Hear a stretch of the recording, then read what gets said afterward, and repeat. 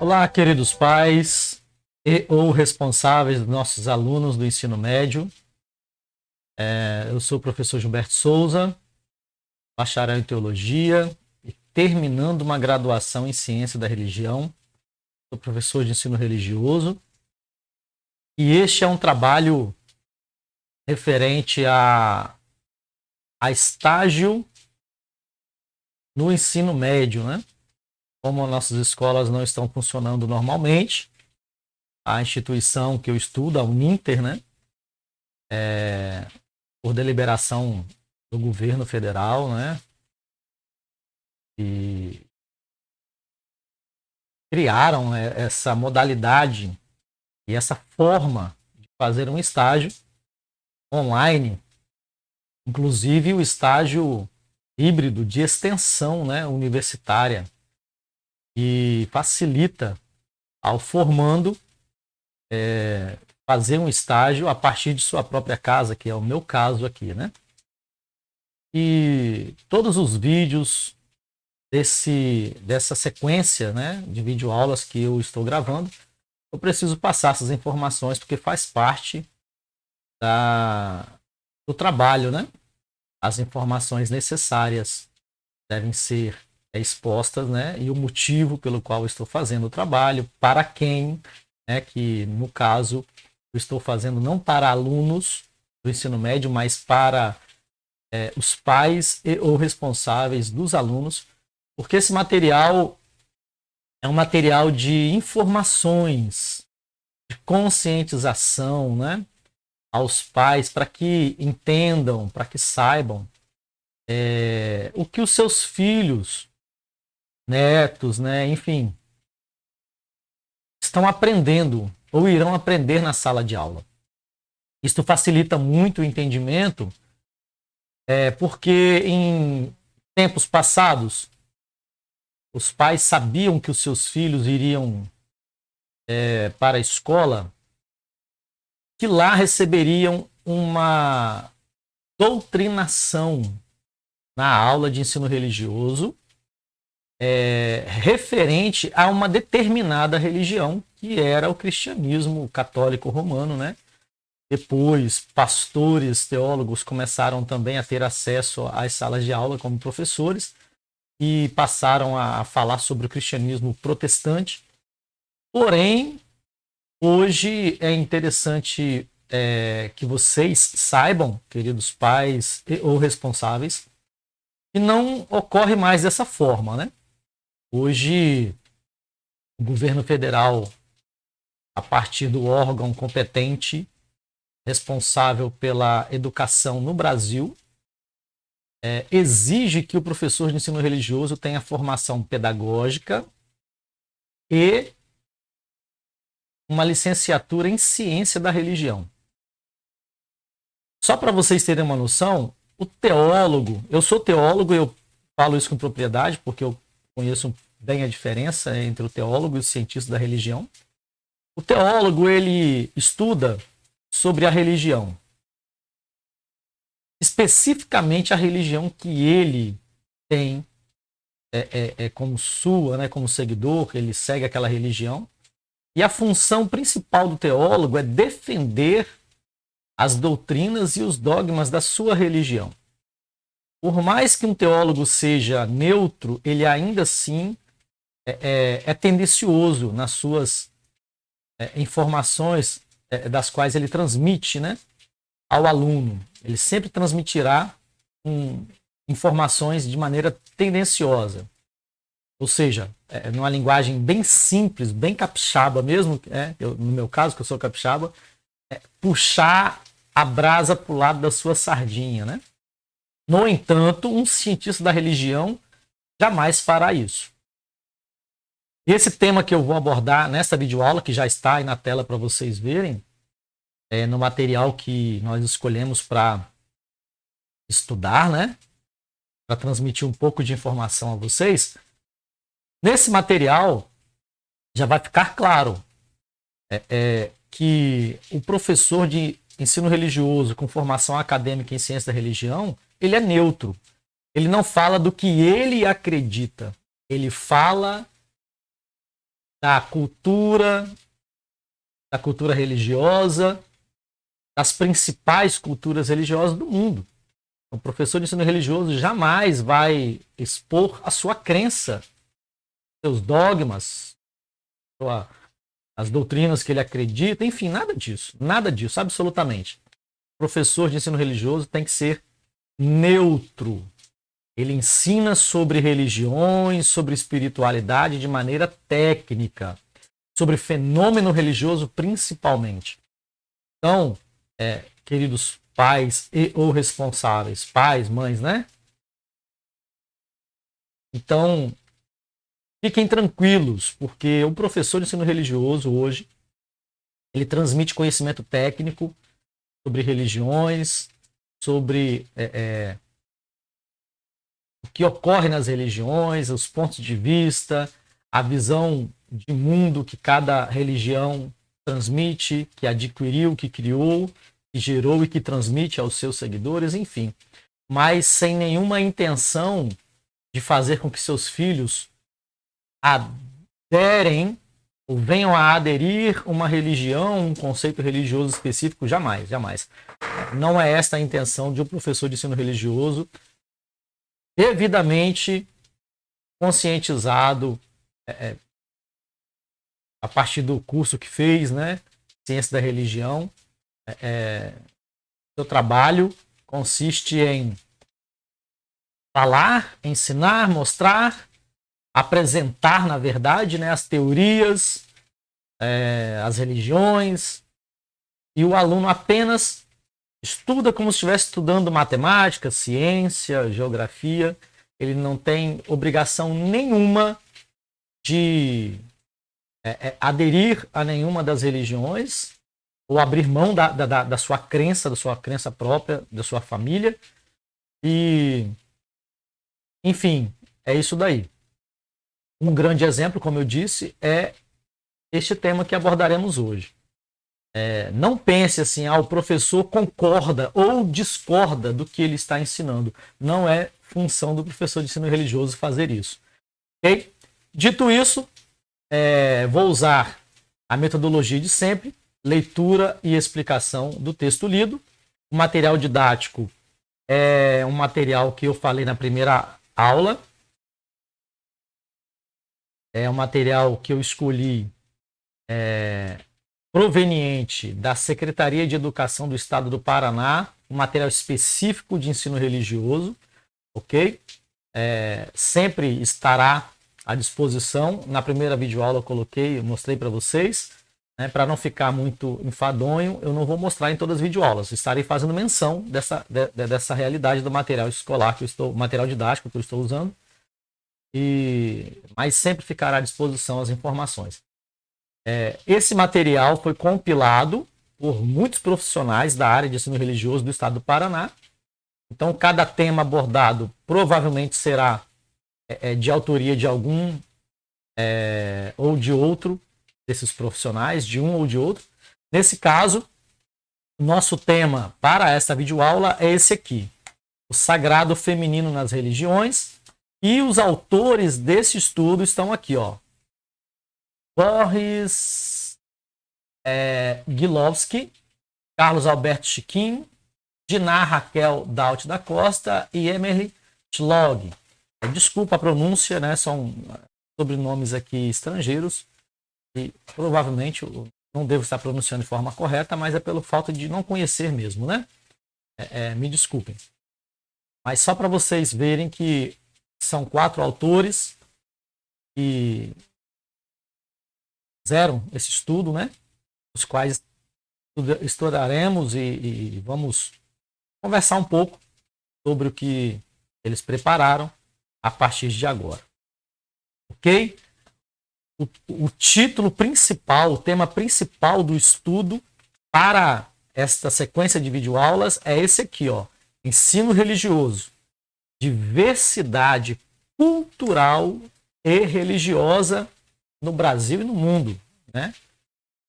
Provavelmente falaremos mais do Brasil, que é o nosso país, mas também é representada essa diversidade no mundo todo. Ensino religioso, diversidade cultural e religiosa, já deixa claro, estaremos falando dessa grande diversidade, né, de cultura que compõe todo o povo brasileiro e que está contida em o povo brasileiro, e também essa diversidade religiosa. Até porque aprendemos que a religião ela é um dos elementos da cultura de um povo. Talvez, quem sabe, até o principal, né?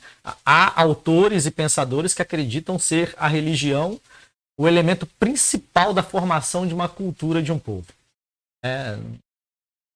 Você não é obrigado a aceitar essa teoria, mas a realidade é que a religião ou a religiosidade ela é um dos elementos que compõe a cultura dos povos. Ok, hoje estaremos falando sobre o sagrado feminino nas religiões. Repito, queridos, eu vou falar aqui, o que estaremos conversando aqui, não significa que o professor concorda ou discorda. Não é papel do professor expor esse ponto de vista, de eu concordo, eu não concordo. Esqueça isso. Estarei apresentando apenas um estudo que já existe, os autores estão aí na tela para você ver, e estaremos conversando sobre uma teoria que já existe. E não é o nosso papel, não é função do professor de ensino religioso apresentar sua opinião. Eu concordo ou discordo, negativo, ok? Então, você não é obrigado a aceitar, mas invocamos o respeito, a alteridade aos pontos de vista existentes e a diversidade cultural religiosa no Brasil e no mundo. Ok, o sagrado feminino nas religiões. Começando a leitura. Resgatar o sagrado feminino é tornar possível o equilíbrio entre os aspectos masculino e feminino. É reconhecer a importância da mulher nos diversos âmbitos da vida social, política, cultural e religiosa.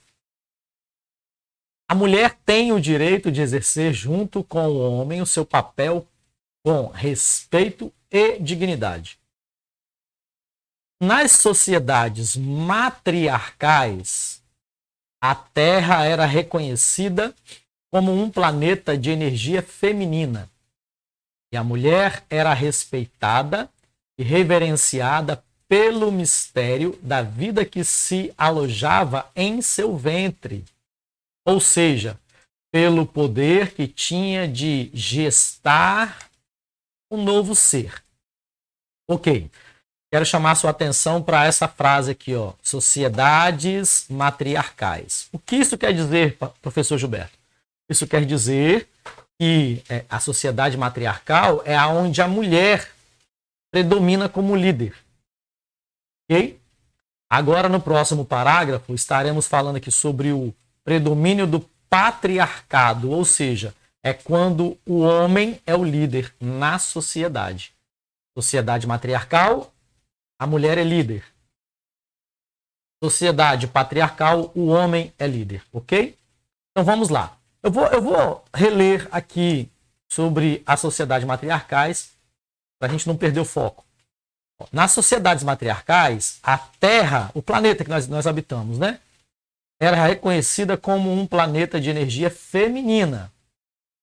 Ou seja, quando a mulher, em algum período histórico da humanidade, era a líder na sociedade, qual era a crença que existia? E o planeta em que habitamos era de energia feminina.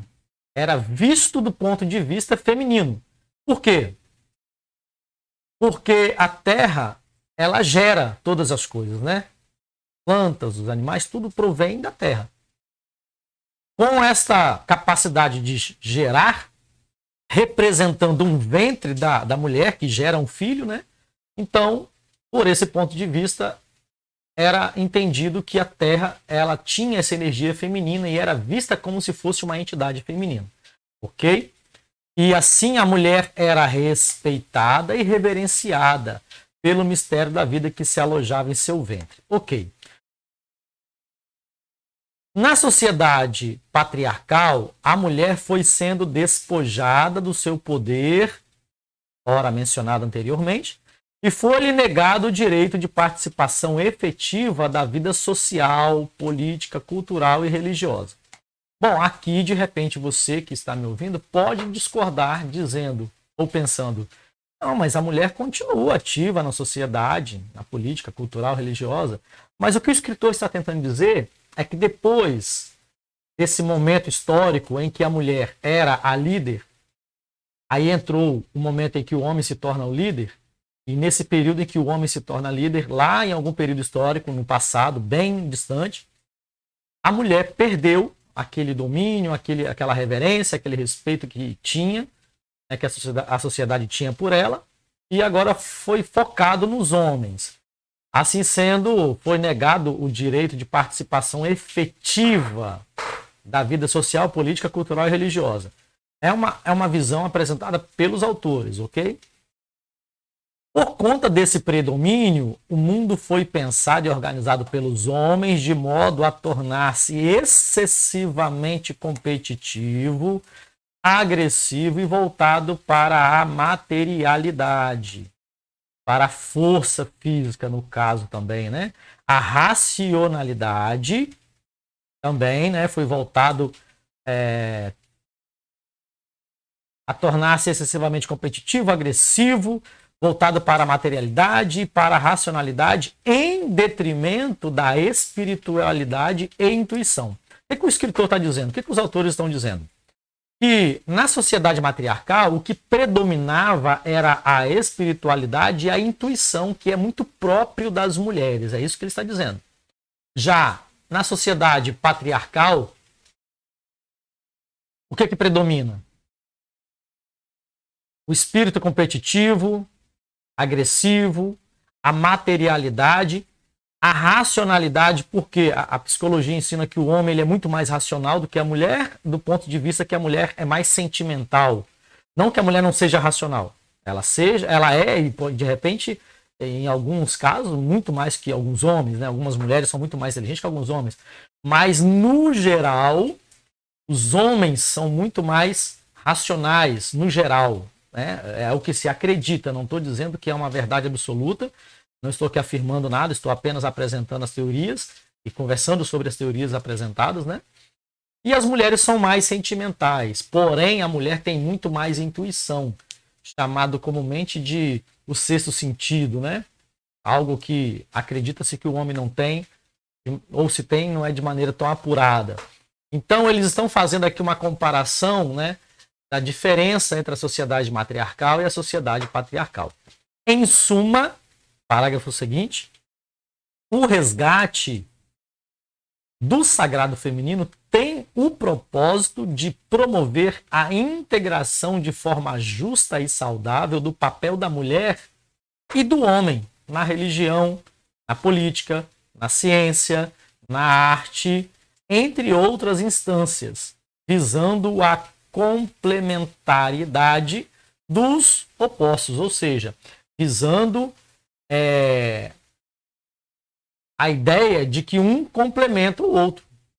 E assim se encaixando, traz a ideia da perfeição. Né? Tendo em vista que a ideia apresentada é sociedade patriarcal é extremo de um lado. Sociedade matriarcal é extremo por outro lado. Mas a sociedade trabalhando em igualdade, aí haverá o equilíbrio. Essa é a ideia apresentada pelos autores. Ok? Continuando a leitura. O resgate do sagrado feminino. A necessidade de tratar um tema como o resgate do sagrado feminino é devido à negação histórica do lugar da mulher na sociedade, sobretudo na esfera do religioso. Ou seja, por que os autores empreenderam esse trabalho, né, de pesquisar e trazer esse artigo tratando do resgate do sagrado feminino? Porque eles acreditam que a negação histórica do lugar da mulher na sociedade fez com que a sociedade moderna e pós-moderna acreditasse que nunca existiu, né, o sagrado feminino, que não tem necessidade alguma. Então eles fizeram esse levantamento para provar que não. E o sagrado feminino, segundo a teoria apresentada, era inclusive desde o início. Em algum momento foi mudado, né? Por isso eles estão trazendo esse estudo, esse artigo, para conscientização de a quem interessa dessa verdade. Então, as religiões, continuando a leitura, as religiões são profundamente marcadas pelo selo do masculino possuidor do poder de decisão. Isso agora na atualidade, né? Idade contemporânea, moderna, enfim, moderna, contemporânea e até os dias de hoje, apesar de que agora a mulher está reconquistando o seu lugar, né? Sociedade. A própria consideração de um Deus Pai Todo-Poderoso, quando mal interpretada, pode legitimar uma cultura de opressão ao feminino. Bom, você ouvindo eu fazer essa leitura pode discordar, e o que eu tenho a dizer é o seguinte: se você discorda, entenda que é uma visão de quem escreveu o artigo. Quem aqui está dizendo que essa afirmação é uma verdade absoluta, tá ok? Essa afirmação aqui, ó, a própria consideração de um Deus Pai Todo-Poderoso, quando mal interpretada, bom, ele está explicando, quando mal interpretada, pode legitimar uma cultura de opressão ao feminino, ok? Pode, mas não quer dizer que acontece sempre ou que acontecerá, enfim. Historicamente, esse fato pode ser comprovado em quase todas as religiões. Bom, agora ele está fazendo uma afirmação. Historicamente, eles, no caso, né, os escritores, historicamente, esse fato pode ser comprovado em quase todas as religiões. Bom, na verdade, eles estão apresentando uma constatação, né? Estão constatando, é algo que é real. Em muitas religiões, é o que parece ser. E o predomínio masculino, né? A apresentação de um Deus Pai Todo-Poderoso praticamente legitima uma cultura de opressão ao feminino. Eu não diria opressão, mas de predomínio do masculino.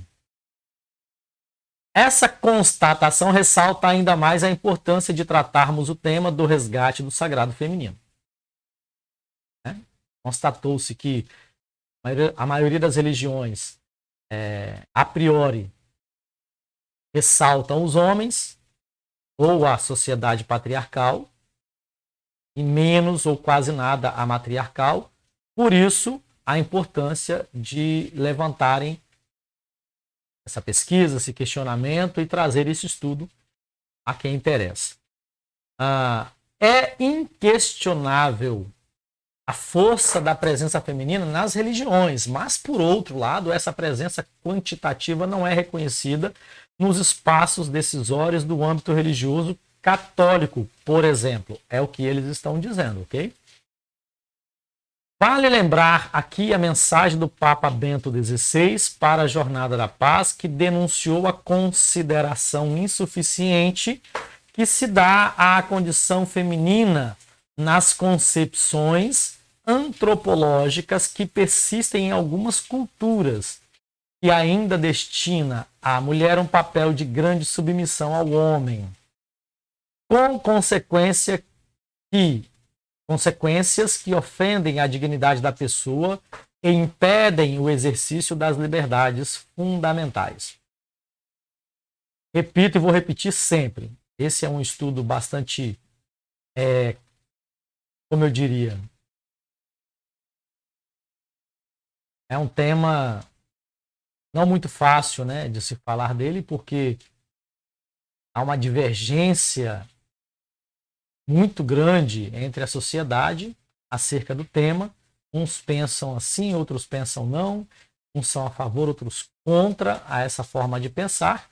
Mas, como eu disse, a priori, eu estou apenas apresentando um estudo, uma teoria, e eu não tenho opinião própria para dar como professor de ensino religioso apenas ensino ou transmito o conhecimento que já existe. Ok? Continuando a leitura. Se pesquisarmos sobre o feminino primitivo e o divino, veremos que as primeiras representações da divindade foram de mulheres. É o que os estudiosos estão dizendo. A deusa era a grande mãe capaz de gerar e sustentar a vida. Foi como eu li no início do estudo, né? E na sociedade matriarcal, esta era a crença, né?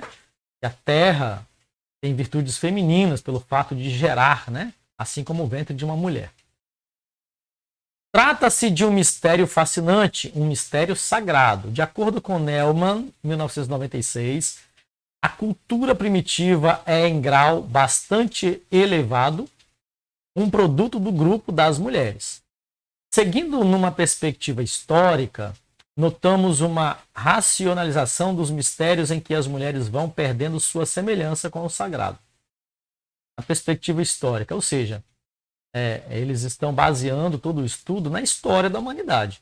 Então, trata-se de uma constatação do ponto de vista de pesquisa acadêmica, né? As religiões vão construindo um deus masculino e perdendo o aspecto da deusa. Na Grécia e em Roma, por exemplo, as deusas eram presentes e cultuadas, mas aos poucos a associação com o feminino foi sendo esquecida.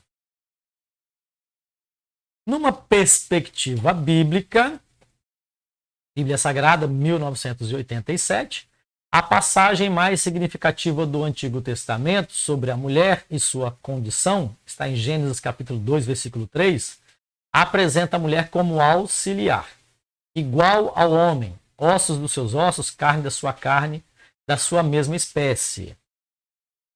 E por isso o homem deixa seus pais para viver com ela.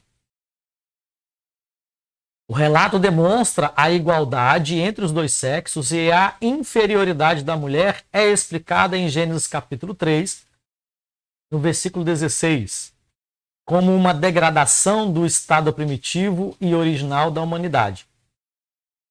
Já no Novo Testamento, a maneira como Jesus tratava as mulheres é reveladora. Mateus 13, versículo 13, Lucas 5, versículo 8 a seguir. Ele faz milagres a pedido das mulheres. Mateus 8, 14 a seguir. Jesus quebrou preconceitos, conversou sem embaraço com a samaritana no poço de Jacó, o que para os discípulos pareceu contrário aos bons costumes da época entre os judeus. Está lá em João 4, versículo 7 a seguir, até o versículo 27. Nessa ótica, o comportamento de Jesus pode ser visto como revolucionário. Bom, deixa eu dar uma pausa aqui. Já que os autores entraram na questão da Bíblia, e de repente você é católico ou é evangélico protestante, e ficou aí um pouco confuso ou discordou totalmente da ideia apresentada, então deixa eu te dizer uma coisa. O que os autores estão apresentando é um ponto de vista acadêmico, pesquisador, e não de um religioso. Ok? Do ponto de vista teológico, fundamentalista, dogmático, essa ideia pode ser repugnante para você, né? Que está me ouvindo aqui, que está observando esse estudo.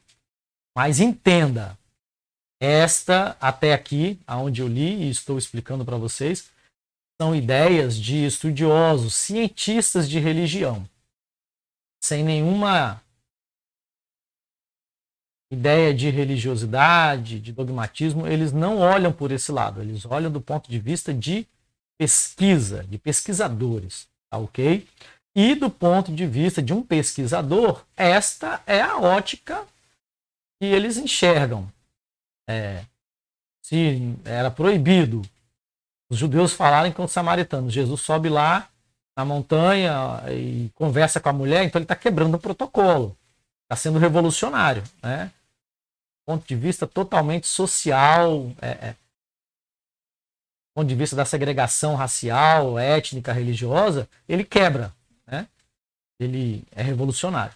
Tá ok? Então, é interessante fazer essa observação para você entender quando um cientista, um pesquisador está falando sobre um assunto, principalmente na área religiosa, que é a área da religião, e quando ele está sendo dogmático, quando ele está falando do ponto de vista de um religioso. Então há uma diferença muito grande. Tá ok?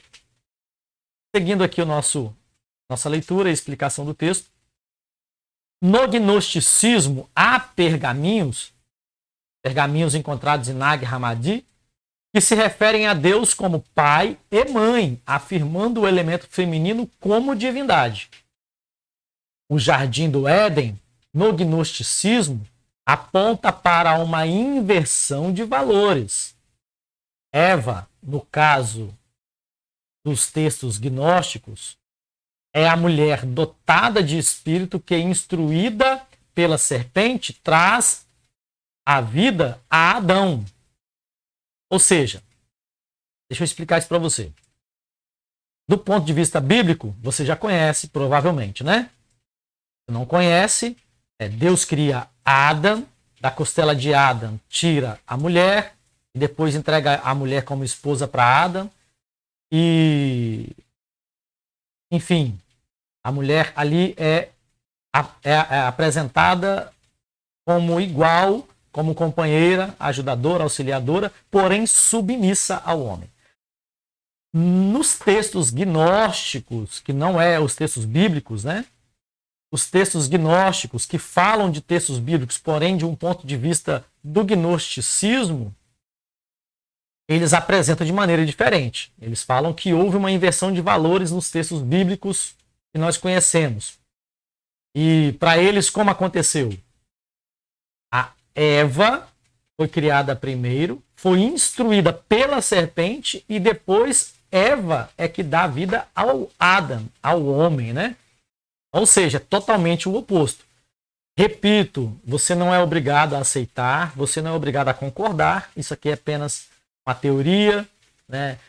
Apresentando ideias que existem em determinados grupos religiosos, é apenas a nível de conhecimento da diversidade cultural e religiosa do mundo, ok? Muito bem. Deus Criador aparece com características no gnosticismo, características humanas negativas, distante da concepção do Deus Criador sumo bem. Aliás, eles estão dizendo que Deus Criador aparece com características humanas negativas na Bíblia, né? Distante da concepção do Deus Criador sumo bem. Na Bíblia, né, ele amaldiçoa a mulher e a serpente. Na visão do Espiritismo, homem e mulher são iguais perante Deus. O Livro dos Espíritos tem um item com o título. O Livro dos Espíritos, para quem não sabe, é um livro do Espiritismo, né? Escrito por Allan Kardec. Tem um título: Igualdade de Direitos do Homem e da Mulher. Qualquer discriminação contra o feminino é fruto do domínio injusto imposto pelo homem à mulher. Esta é uma ideia espírita, do Espiritismo de Allan Kardec. Os espíritos encarnam como homem ou mulher, ou mulheres, porque não têm sexo. Esta é uma visão, repito, do Espiritismo de Allan Kardec. O que ele ensina? Que espírito não tem sexo. E que, na verdade, muitas outras religiões acreditam nisso também, né? E o espírito não tem sexo. Ele passa a ter ideia do que é sexo a partir do momento que ele está habitando em um corpo. Então, os sentidos do corpo faz com que ele entenda o que é sexo a partir do que o corpo tem. Se é num corpo feminino, então ele passa a ter percepção de feminino. Se é num corpo masculino, ele passa a ter percepção do que é ser masculino. Bom, isso é o que ensina o Espiritismo. Tá? Estou só explicando para você entender melhor. No islamismo, temos o pedido de Mohammed, que é Maomé, para que os homens sejam bons com as mulheres. Como podemos notar, a imagem que se faz da divindade condiciona todo um contexto cultural e traz consequências para a vida social. O que os autores estão dizendo? Que a imagem que uma pessoa ou que um grupo social faz ou tem acerca da divindade condiciona todo um contexto, né, cultural e traz consequências para a vida social, né, na convivência com as pessoas. Isso quer dizer o quê? Dependendo do grupo de pessoas, da visão que eles têm da divindade, se aquele grupo olha para a divindade como homem, isso vai influenciar toda a cultura, toda a formação da cultura, ou até mesmo pode causar uma transformação na cultura que já existe. Se esse grupo olha para a divindade, para aquele ser supremo, tido como a divindade suprema, tal, enfim, e que cada religião dá um nome diferente para esse ser, né, espiritual, essa força, enfim.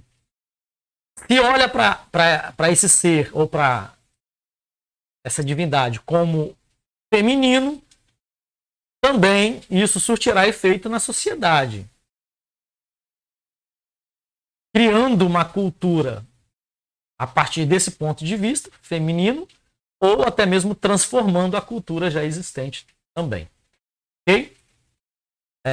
No cristianismo, por exemplo, resgatar o sagrado feminino é resgatar a face materna de Deus que foi sendo escondida com o passar do tempo pela imposição de uma cultura masculinizada.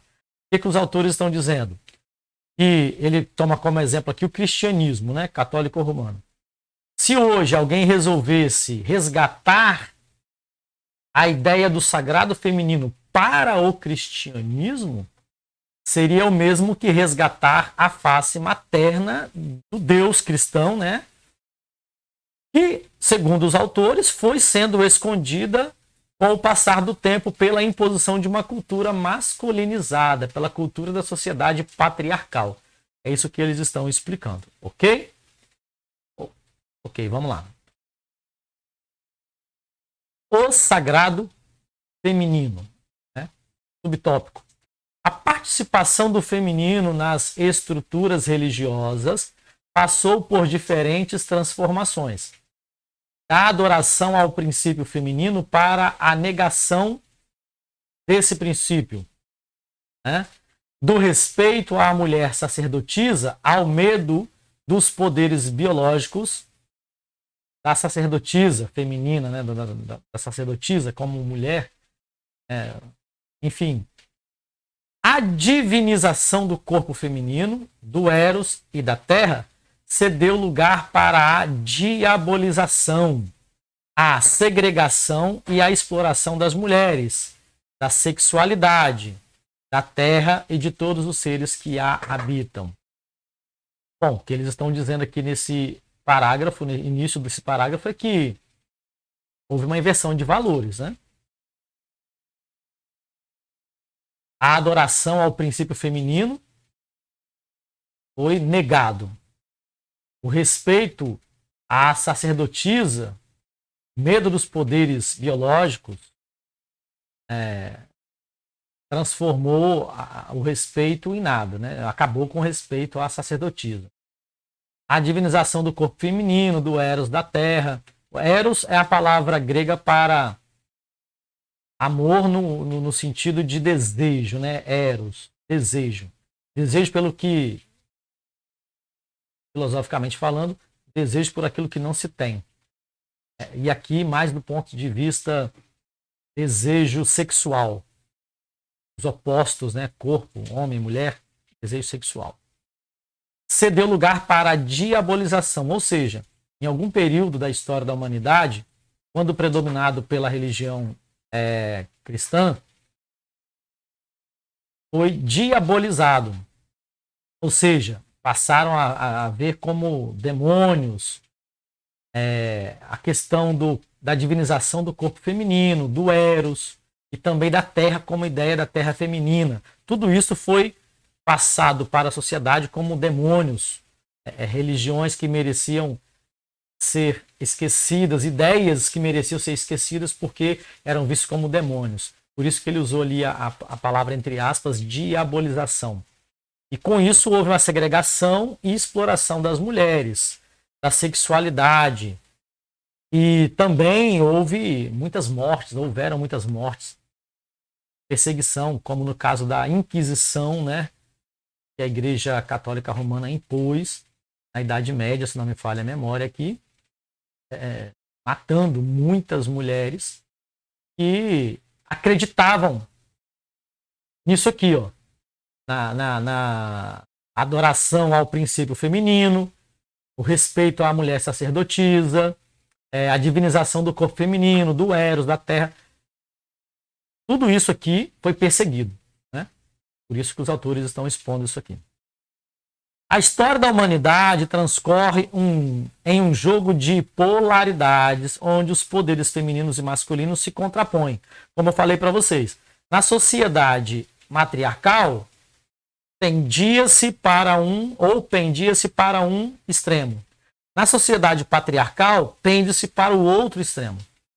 E, de acordo com o que eu observo no artigo apresentado, que nós estamos estudando ele aqui agora, os escritores propõem um equilíbrio entre as duas coisas. Ok? Então, a história da humanidade transcorre em um jogo de polaridades, né? Ou um polo ou outro extremo, né? Onde poderes femininos e masculinos se contrapõem, onde as tradições religiosas expressam este conflito através da divisão não igualitária de papéis. Este cenário de disparidades traçou no decorrer da história diferentes caminhos, que, ao serem contemplados, podem sugerir uma importante reflexão acerca de limitações vividas e estruturas em nossa sociedade. No que concerne aos espaços da vida, enfatizando neste aspecto o trabalho, a vivência religiosa e os relacionamentos interpessoais vividos nas mais diferentes instâncias. Ok? Ou seja, estão propondo o equilíbrio entre os dois polos, né? Sociedade matriarcal com as suas crenças e visão de mundo, sociedade patriarcal com suas crenças e visão de mundo, e o equilíbrio entre as duas coisas. Ok? Muito bem. Falando sobre resgatando o sagrado feminino, eles pensavam e acreditavam sobre a água. A água, representação da feminilidade. É uma ideia apresentada, ok? Uma das metáforas veiculadas ao eterno feminino são as águas. Este elemento arquétipo está todo coberto de significações atreladas ao universo feminino, como veremos a seguir. Vamos continuar a leitura para a gente entender melhor. Quem sabe a sopa cósmica, uma das teorias científicas da origem da vida, não seja um reflexo da própria experiência particular de cada ser mamífero, como nós humanos, que surgiu e se desenvolveu em meio ao chamado líquido amniótico, o ventre da mulher, né, no caso. Eles estão fazendo aqui, para você entender melhor, uma comparação entre a teoria da sopa cósmica que existia antes do mundo existir, antes de tudo isso que existe existir, a teoria de que era uma sopa cósmica, né? Muito parecido com o que eles estão apresentando com o líquido amniótico no ventre da mulher gerando um bebê, né? É certo falar que surgimos em meio às águas primordiais que habitavam o corpo da grande mãe. No caso aqui, a grande mãe é o universo, né? Que, por sua vez, também surgiu destas águas primordiais do eterno feminino. Né? Ele continua comparando todo o universo, a sopa cósmica, depois vai se transformando, vai ganhando forma, aí cria galáxias, planetas, sóis, universo e tal, se formando e criando vida e distinguindo cada coisa, enfim, também relacionado e relacionando, né, ao ventre da mãe, está gerando um filho que inicialmente é uma bolsa, grosso modo falando, é uma bolsa com água, mas ali o gameta dentro do óvulo começa a ser gerado e começa a se desenvolver, e daqui a pouco temos todo um universo muito bem definido, muito bem distinto, né? Todas as coisas no lugar, o bebê se forma, enfim. E eles estão fazendo essa comparação, por quê? Porque o ventre não é do homem, é da mãe. É a deusa mãe representada pela teoria aqui. Como tão veemente afirmou Bachelard, 1997, página 104. Eu li errado, me desculpa, eu não conheço esse autor, nem sei o nome dele. Diante da virilidade do fogo, a feminilidade da água é irremediável.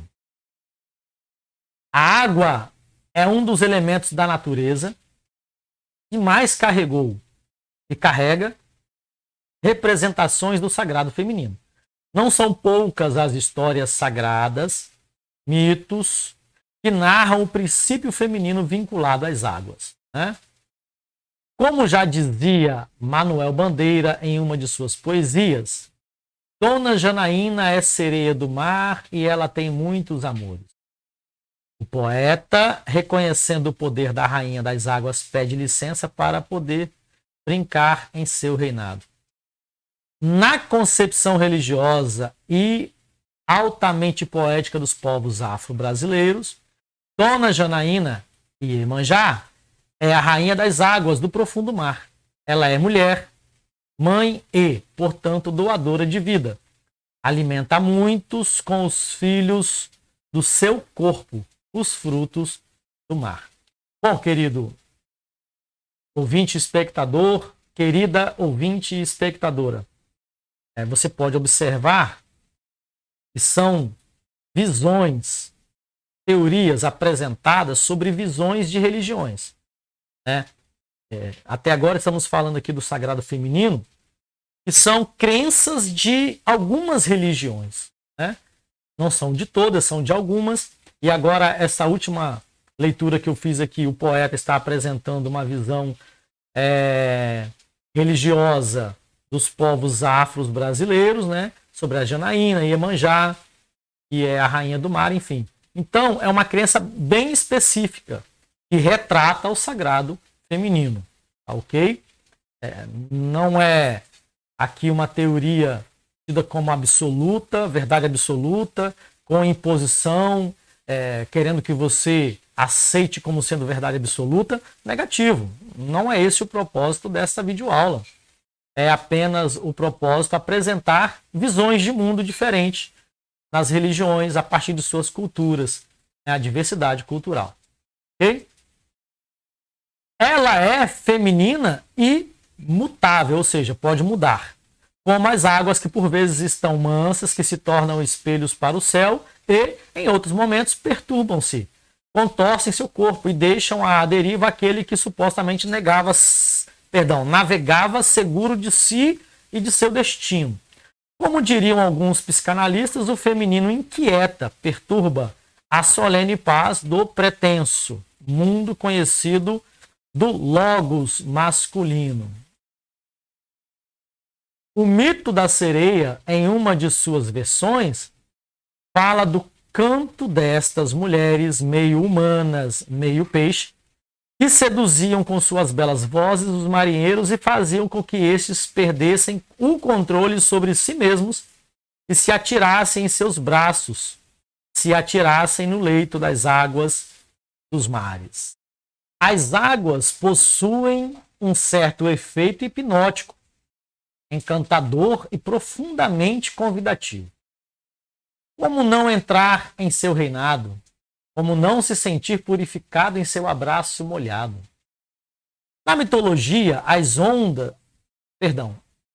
ondinas e sereias, elementais femininos que habitam as águas, podem ser consideradas energias femininas da natureza, que controlam os movimentos aquáticos e seus vapores. Conforme o mito, estes espíritos femininos das águas vivem em lagos, cachoeiras, no orvalho, nos musgos e pântanos. Consideradas como seres emocionais, encantam-se com a beleza das flores e plantas e cuidam da vida de uma maneira envolvida e amorosa, como uma mãe cuida do seu bebê. As águas também são fonte de purificação espiritual para os hinduístas que se banham no famoso rio Ganges, que, conforme o mito, é a forma como a deusa Ganga veio do céu para a terra. Uma crença na deusa, né? Na grande deusa, no sagrado feminino, a partir dos hindus, né? Lá da Índia, então, da religião hinduísta, né? Hindus, ok? As águas estão presentes nos rituais religiosos, nas abluções, nos batismos, nas aspersões, nos banhos místicos e também sob a forma de chá, na cerimônia que faz da ingestão deste um profundo momento meditativo. As águas dos rios, dos mares, das charnecas são líquidos que remetem ao berço uterino, ao leite nutritivo que brota do corpo da mãe e que depois se tornam sangue e vinho. Sangue como líquido do corpo dos seres vivos e vinho como sangue do corpo da terra. Interessante, né? A água é símbolo da vida e da morte. É sobre as águas do rio que Caronte deve conduzir sua barca contendo os mortos. Caronte é, na cultura grega, o barqueiro que conduz o indivíduo que morreu para o submundo, ok? Só a nível de informação para você não ficar aí sem entender, né? Essa colocação aqui dos escritores. A água é símbolo de vida e da morte. É sobre as águas do rio Caronte. Perdão. É sobre as águas do rio que Caronte, né, aquele ser lá, o barqueiro místico, né, do submundo, deve conduzir sua barca contendo os mortos. No batismo de algumas comunidades cristãs, a pessoa é totalmente imersa nas águas de um rio, o que simboliza sua morte também. Depois, ela emerge dessas águas, o que simboliza seu renascimento espiritual. Né? Para você que é cristão, sabe que é praticamente isso, ou basicamente isso. Nesse sentido feminino, as águas que o representam são as próprias forças transformadoras e inconstantes da vida e da morte. São o fluir do passado, presente e futuro, num contínuo líquido e eternamente fecundo. Bom, pessoal, continuando a nossa leitura e explicação do texto, esse subtópico aqui agora, a religião da Grande Mãe. No passado bem distante, a Grande Mãe, criadora do universo, era divinizada. Era vista como divino, né? Era o divino. A mulher, na Terra, representava os poderes geradores desta Grande Mãe. Que era o divino maior, né? A Grande Mãe. E a mulher, o ser humano mulher na Terra, representava esse ser divino, ou seja, era uma extensão do ser divino na Terra, né? Pois compartilhava com ela do mesmo poder. Que poder é esse? Criar vida, gerar, né? E dar a vida a seres, né? Com o passar do tempo, as deusas receberam diversos nomes, ou a deusa mãe recebeu diversos nomes de acordo com cada cultura. Exemplo, Gaia, a mãe terra, Afrodite, a deusa do amor, Ganga, a deusa representada no rio Ganges, na Índia, e Pele, na mitologia havaiana, que é a deusa do fogo e dos vulcões. Atualmente, encontramos alguns seguidores, poucos, da antiga religião da deusa, também chamada de Wicca. Inclusive, diga-se de passagem, grosso modo, é uma religião que existe, é antiga, né? A religião das Wicca. Wicca adora a deusa, né? A grande deusa, a deusa mãe. E você, só que a título de informação e de indicação também cultural, o filme O Último Caçador de Bruxas com Vin Diesel. Assista e você vai entender melhor sobre as Wiccas, né? Que elas acreditam, tal, enfim. É uma indicação cultural o filme O Último Caçador de Bruxas com Vin Diesel. Também chamada de Wicca. Os seguidores da religião da Velha Mãe acreditam que as mulheres são portadoras de um princípio sagrado e que seus corpos são divinos, né? Também os homens são vistos portadores da centelha divina feminina, no caso. E ambos, mulheres e homens, nesta concepção, participam da mística da totalidade da vida. Bom, essa é uma crença, tá? Que existe e a gente apenas respeita, ok? A gente não ignora, porque existe essa crença e é vivida essa crença em alguns pequenos grupos da sociedade mundial, ok? Pulando aqui rapidinho, porque temos uma atividade e não é nosso intuito fazer atividade. Aqui para o próximo subtópico, a mulher como criadora do universo. A mulher é a criadora do universo. O universo é sua forma. Isso é uma afirmação de quem acredita nisso, tá? Pessoal, qualquer que seja a forma que ela assuma, seja a de homem ou de uma mulher, é a forma superior. Bom, essa crença afirma o quê? Que a mulher é a criadora do universo. Independente da forma que essa divindade se manifeste, forma humana, homem ou mulher, de qualquer maneira, acredita-se, a partir dessa crença, que a divindade suprema é mulher. Olha lá, olha a afirmação. A mulher é a criadora do universo. O universo é a sua forma. Qualquer que seja a forma que ela assuma, seja a de homem ou de uma mulher, é a forma superior. Na mulher está a forma de todas as coisas, de tudo o que se vive e se move no mundo. Não existe joia mais rara do que uma mulher, nenhuma condição superior àquela da de uma mulher. Fecha aspa, né? Abrimos aspa lá no início, fecha-se aspa. E este é um texto tântrico. Surgido na Índia há 5.000 anos, o Tantra é uma filosofia matriarcal, onde o feminino é divinizado.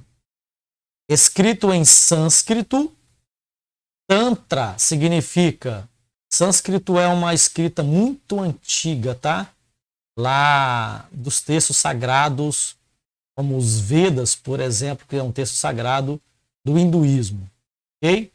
Então, escrito em sânscrito, Tantra significa o que conduz ao conhecimento. Deste modo, as filosofias tântricas têm grande respeito pelo princípio feminino que é venerado. Ok? No entanto, infelizmente, em muitos momentos históricos, a mulher foi vista como um ser humano de menor valor que o homem. Este erro fez com que as mulheres fossem tratadas como objetos. Não deixa de ser uma verdade em determinados pontos geográficos e também pontos de momentos históricos na humanidade, né? Muitas vezes na história, mulheres se vestiam como homens imitavam a fim de conquistar o espaço social que lhes era proibido. Mulheres disfarçadas de homens no passado já realizaram curas, combateram a guerra, né? Escreveram textos de ciência, filosofia, poesia, etc. Atualmente, uma mulher não precisa mais esconder seu gênero para assumir publicamente o seu valor. Deixa eu abrir um parênteses aqui rapidinho. O parênteses para dizer o seguinte, que não é a realidade de muitas feministas dos dias de hoje. A gente sabe que existe esse movimento chamado movimento feminista, que apresenta muitos pressupostos dos quais estão sendo relatados aqui nesse estudo de religiões, né? Só que com a diferença de que elas transformam o seu corpo feminino em corpo masculino.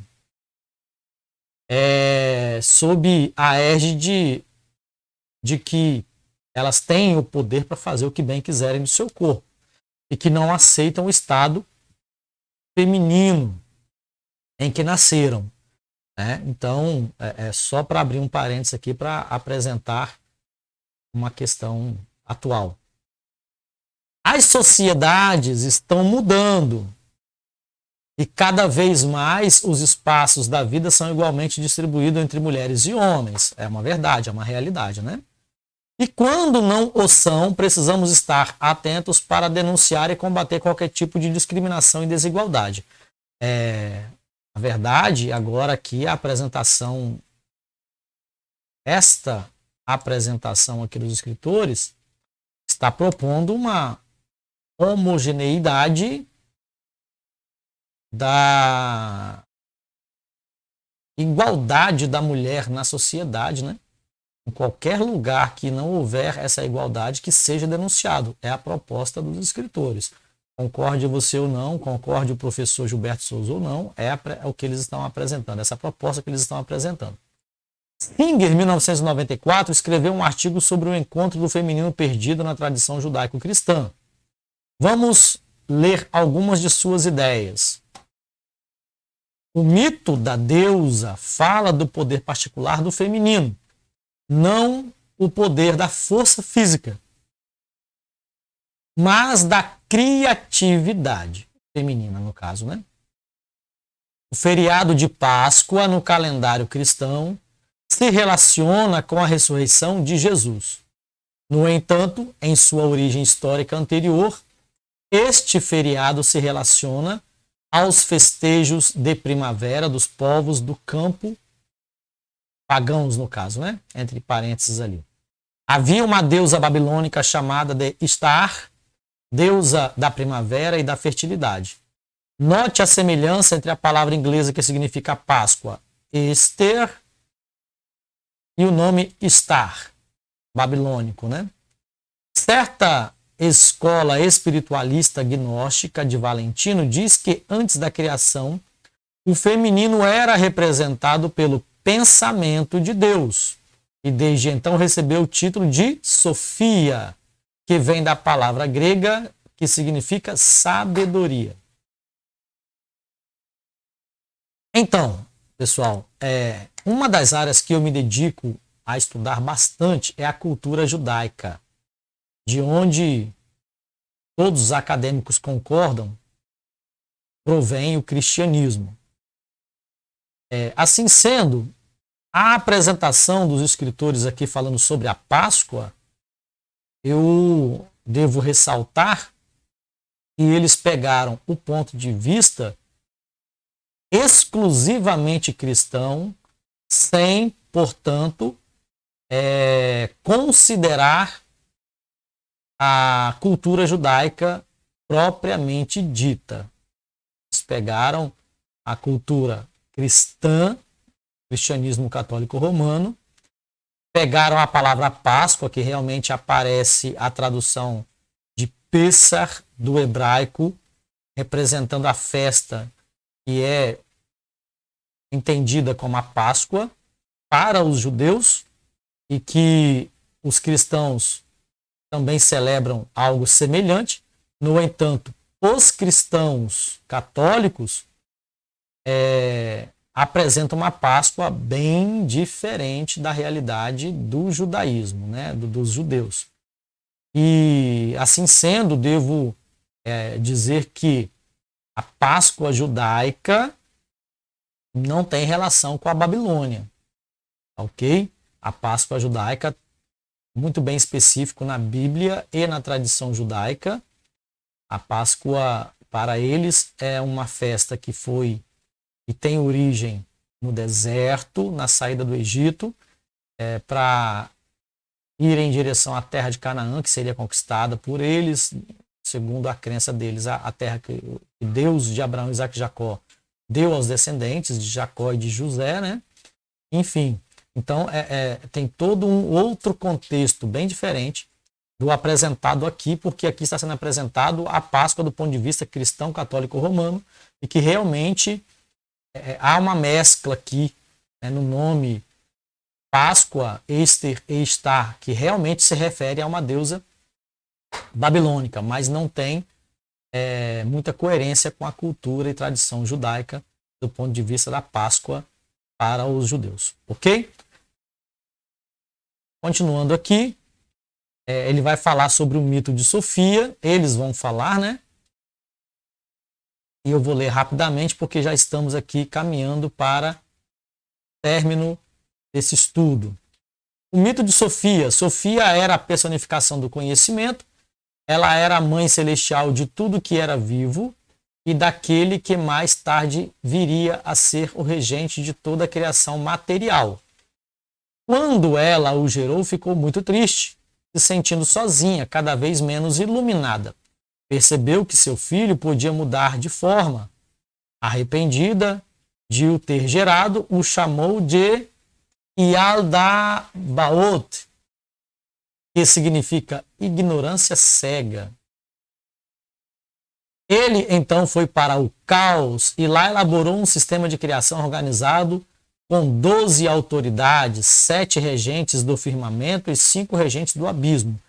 Assim, ele e seus regentes mesclaram o mundo com luz e trevas. A intenção é que as trevas iludissem os olhos e a ignorância passasse a existir em tudo e todos. Sua criação o fez sentir-se orgulhoso, então ele declarou: eu sou Deus e não há outro Deus além de mim.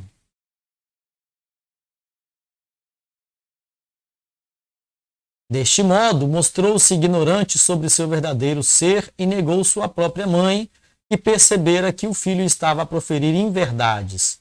Ela exclamou: proferiste uma falsidade, ó Samuel. Assim ela o rebatiza de Samuel, o Senhor cego da morte. Sofia decidiu ajudar a luz que estava no mundo e desceu dos céus e veio para perto da terra.